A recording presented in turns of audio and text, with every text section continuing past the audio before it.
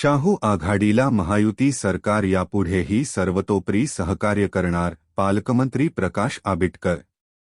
जयसिंगपूर नगरपालिकेचे नूतन नगराध्यक्ष संजय पाटील यड्रावकर यांनी कोल्हापूर जिल्ह्याचे पालकमंत्री प्रकाश आंबेडकर, वैद्यकीय शिक्षण मंत्री हसन मुश्रीफ तसेच खासदार धैर्यशील माने यांची सदिच्छा भेट घेतली.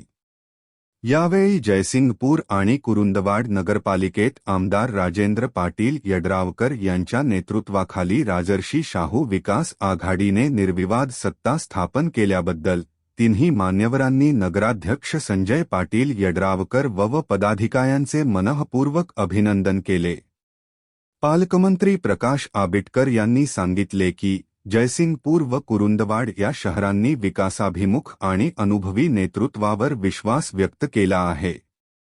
नागरी पायाभूत सुविधा, रस्ते, स्वच्छता व अन्य मूलभूत सुविधांसाठी शासनाकडून आवश्यक निधी व सहकार्य उपलब्ध करून दिले जाईल, अशी ग्वाही त्यांनी दिली. वैद्यकीय शिक्षण मंत्री हसन मुश्रीफ यांनी आपल्या मनोगतात सांगितले की नगरपालिकांच्या माध्यमातून सर्वसामान्य नागरिकांना दर्जेदार सुविधा मिळणे अत्यंत महत्त्वाचे आहे.